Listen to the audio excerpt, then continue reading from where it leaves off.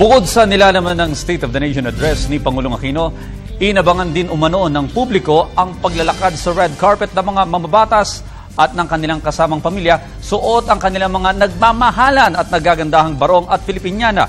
Tinutukan niya ng aming kasamang si George Bandola.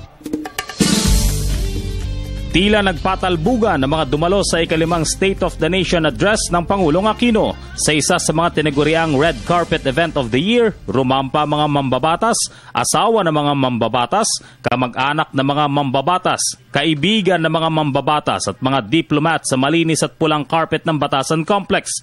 Kanya-kanyang format istilong nakita sa mga ito.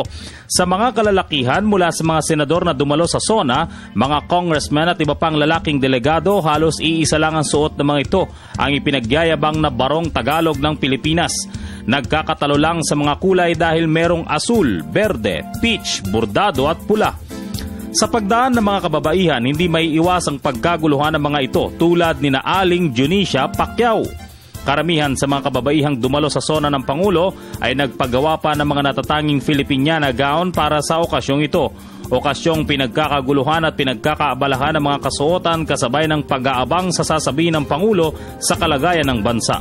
Siyempre, may mga gown din ng mga anak ng mga ito na sumama rin hanggang sa loob ng batasan. Maliban sa diplomatic corps na naka-coat and tie, tunay nga namang karaniwang na ipagyayabang ang natatanging kasuotang Filipino sa SONA ng Pangulo. Para sa Telebisyon ng Bayan, George Bandol.